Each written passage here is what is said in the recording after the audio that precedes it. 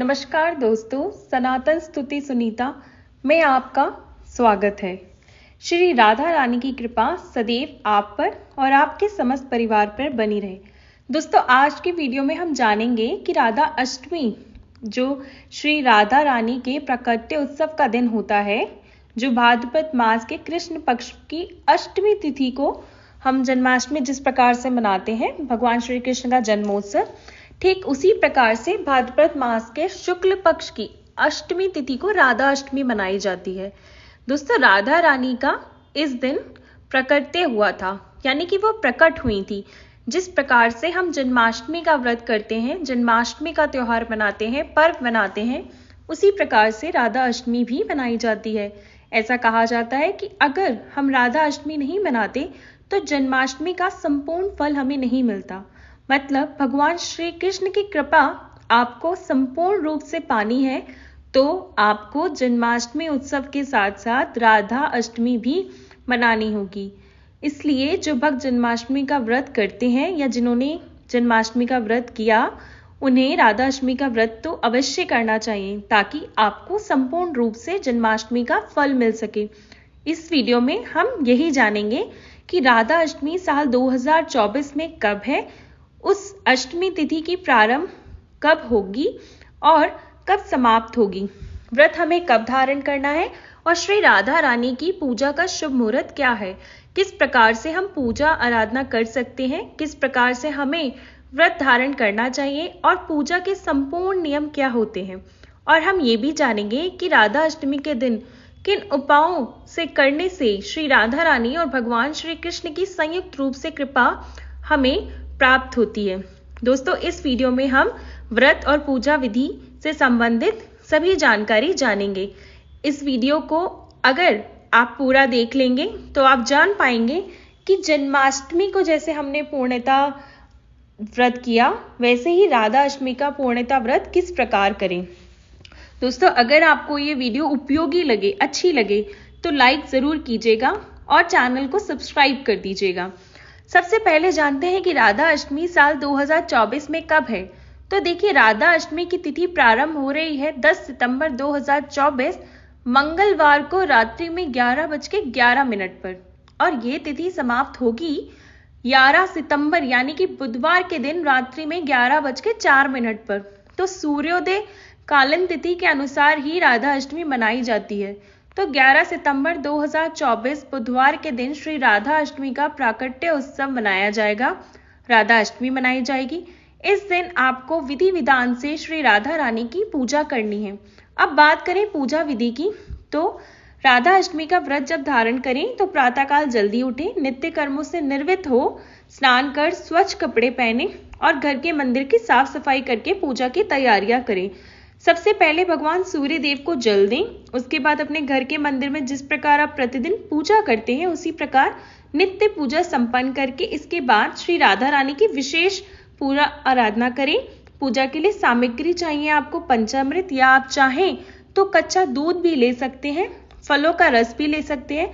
श्री राधा रानी का अभिषेक करने के लिए पंचामृत या फलों का रस, गुलाब जल, ये सभी चीजें एकत्र करके रख लीजिए।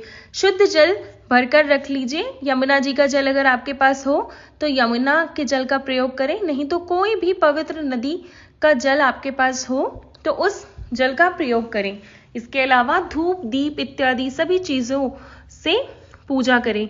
हमारे घर में बाकी सब सामग्री तो रहेगी ही। जिस स्थान पर हमें पूजा करना होता है, आप चाहे तो घर के मंदिर में करें, चाहे तो अलग से चौकी लगाकर भी कर सकते हैं। आप जिस भी जगह पूजा करें उस जगह को पहले साफ जरूर करें।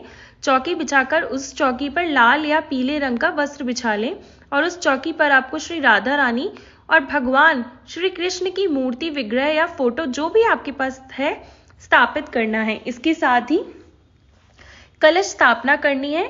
कलश की स्थापना उसी प्रकार करना है जैसे कि हम प्रत्येक पूजा में किया करते हैं। जैसे एक पात्र लें, उस पात्र में आपको थोड़ा सा जल भरना है, मतलब पहले गंगा जल डालना है या यमुना जल जो भी उपलब्ध हो, फिर शुद्ध जल से उस पात्र को भर लें और पंच पल्लव रखकर दीप कलश की स्थापना कर लें। कलश के अंदर सिक्का, सुपारी, हल्दी, अक्षत, पुष्प इत्यादि ये चीजें जरूर डाल लें। फिर पंच पल्लव रखकर पूर्ण पात्र के ऊपर आपको दीपक की स्थापना करनी है, दीपक कलश की स्थापना करनी है। आप चाहे तो कलश भी बना सकते हैं, मतलब दीपक के स्थान पर नारियल भी रख सकते हैं, और जैसा आपकी इच्छा हो कलश की स्थापना करके पूजा करने से आपको संपूर्ण फल प्राप्त होगा। लेकिन अगर आप किसी कारणवश कलश स्थापना नहीं कर पाते तो वैसे भी पूजा कर सकते हैं, दीप प्रज्वलित करके विधि विधान से पूजा करें। लेकिन जल से भरा हुआ एक पात्र वहां जरूर होना चाहिए जहां पर हम पूजा करते हैं। तो कलश की स्थापना अगर आप नहीं भी करते तो भी एक पात्र में जल भरकर अवश्य रखिए।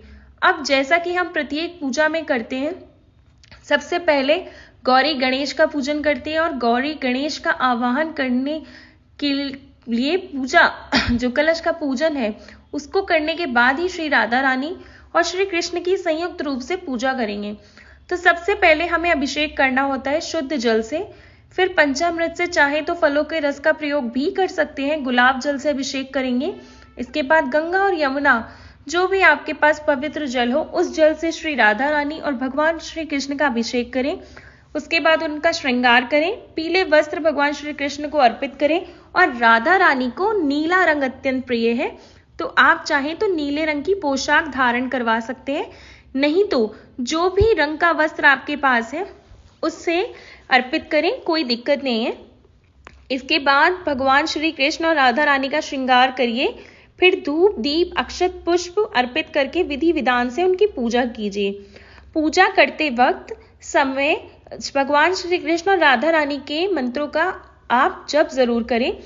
राधा अष्टमी के दिन श्री राधा की कृपा प्राप्त करने के लिए आपको कटाक्ष स्रोत का पाठ अवश्य करना चाहिए। इसके बाद फल मिठाई जो भी आपके पास उपलब्ध हो उसका भोग लगा दीजिए। श्री राधा रानी को अरबी बहुत पसंद है, इसलिए आप राधा अष्टमी पर जब भोग तैयार करें तो श्री राधा रानी के लिए अरबी की सब्जी जरूर बनाएं, मतलब पूरियां बना सकते हैं, कचौड़ी बना सकते हैं, आप चाहें तो खीर बना लें या चावल भी बना सकते हैं, कड़ी बना लें, जो भी आपकी इच्छा हो वो बना लें। लेकिन भोजन के साथ अगर आप अरबी बना लेते हैं तो बहुत अच्छा रहेगा। पूजा करते समय श्री राधा रानी को भोग स्वरूप ये अरबी अर्पित करें। श्री राधा रानी की पूजा जो है वो दोपहर में की जाती है 12 बजे, और वैसे मंगला आरती भी की जाती है, मतलब कई प्रकार के व्रत रखे जाते हैं, कई प्रकार से जन्मोत्सव मनाया जाता है श्री राधा रानी को। लेकिन धार्मिक शास्त्रों में इस प्रकार का वर्णन आता है कि उनका प्राकट्य हुआ था दोपहर में 12 बजे भाद्रपद मास की शुक्ल पक्ष की अष्टमी तिथि को, इसलिए श्री राधा रानी का जन्मोत्सव भी 12 बजे दिन में मनाया जाता है। ऐसे में जो राधा रानी के लिए आपको भोग बनाना है वह सुबह उठकर बना सकते हैं। जैसे सुबह की नित्य पूजा करने के बाद श्री राधा रानी का भोग तैयार कर लें, फिर दोपहर में श्री राधा रानी का अभिषेक पूजन करके उस समय भोग लगाएं। भोग लगाने के बाद राधा रानी की आरती करेंगे, क्षमा प्रार्थना करेंगे, उनसे प्रार्थना करेंगे कि हमारे जीवन में सुख समृद्धि सौभाग्य सदा बना रहे, श्री राधा रानी और श्री कृष्ण की कृपा सदैव बनी रहे, उनकी भक्ति हमें प्राप्त होती रहे। इस प्रकार से उनसे प्रार्थना करके और अपनी गलतियों के लिए, जाने अनजाने में हुई गलतियों के लिए आप क्षमा प्रार्थना करेंगे। इस प्रकार से आप राधा अष्टमी संपूर्ण रूप से मना सकते हैं।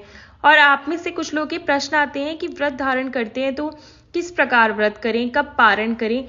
राधा अष्टमी का जो व्रत किया जाता है वो कई प्रकार से किया जाता है, जैसे कि कई भक्त राधा अष्टमी से एक दिन पहले सप्तमी तिथि पे व्रत धारण करते हैं और रात्रि सप्तमी तिथि में व्रत रहते हैं, फिर अष्टमी तिथि पर ब्रह्म मुहूर्त में उठकर स्नान आदि कर राधा रानी का अभिषेक करते हैं, और अभिषेक करने के बाद उनकी मंगला आरती के बाद ही अपना व्रत खोलते हैं। व्रत का दूसरा तरीका ये भी होता है कि जो अष्टमी तिथि है उस पर सुबह श्री राधा रानी की पूजा के बाद व्रत का संकल्प लेकर अपना व्रत प्रारंभ करें, और दोपहर में उनकी पूजा करने के बाद 12 बजे जो है आप चरणामृत लेकर अपना व्रत खोल लें। और ये तीसरा तरीका ये है कि सुबह से अष्टमी तिथि के दिन ही सुबह से व्रत धारण करें, फिर शाम को मीठा भोजन कर लें। इस प्रकार से राधा अष्टमी के आप कोई से भी प्रकार से व्रत कर सकते हैं, आप जो भी कर पाए वो उस प्रकार से आप ये व्रत करें, मगर राधा अष्टमी मनाए जरूर। अगर आपने अपने घर में श्री कृष्ण जन्माष्टमी मनाई है तो राधा अष्टमी भी जरूर बनाएं।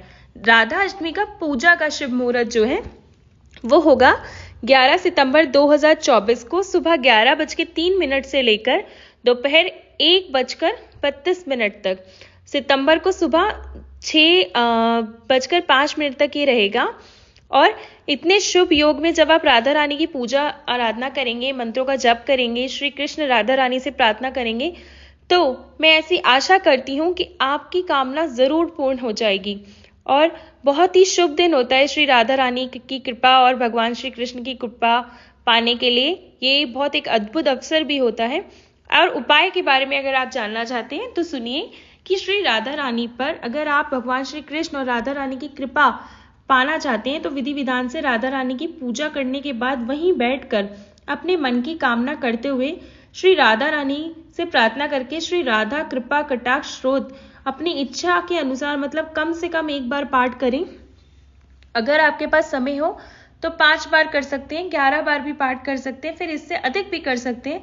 जैसी आपकी इच्छा और श्रद्धा और समय हो ठीक उसी अनुसार आप ये पाठ करें। अगर आप ये पाठ नहीं कर पाते तो आप ये पाठ सुन लें। उस दिन इस पाठ को मात्र सुनने से भी आपको श्री राधा रानी की कृपा जरूर प्राप्त होगी। राधा अष्टमी व्रत की कथा भी आपको मैं आने वाली कुछ वीडियो में बताऊंगी। अब आने वाली वीडियो में मैं आपको बताऊंगी कि किस प्रकार से महालक्ष्मी व्रत किया जाता है। तो मैं आपसे निवेदन करती हूँ कि आने वाली वीडियो जरूर देखिएगा। और कोई भी प्रश्न आपका राधा अष्टमी से जुड़ा हो या आपको महालक्ष्मी व्रत से जुड़ी कोई भी चीज जाननी हो तो आप कमेंट बॉक्स में मुझसे जरूर पूछ लें। मैं आपसे वादा करती हूँ कि आपके पूछे गए सभी प्रश्नों के आपको उत्तर दिए जाएंगे। अगर आप कोई और विशेष वीडियो देखना चाहते हैं तो मुझे कमेंट बॉक्स में जरूर बताएं। आज की वीडियो अगर आपको पसंद आई हो तो वीडियो को लाइक करें, शेयर करें और चैनल पर पहली बार हैं तो सब्सक्राइब करना ना भूलें। आज की वीडियो बस यहीं पर समाप्त होती है। और अगर आपने अभी तक बेल आइकन को प्रेस नहीं किया है तो प्लीज प्रेस कर लें। इससे आपको मेरी आने वाली सभी नई वीडियो के नोटिफिकेशन सही समय पे प्राप्त होंगे। तब तक के लिए राधे राधे।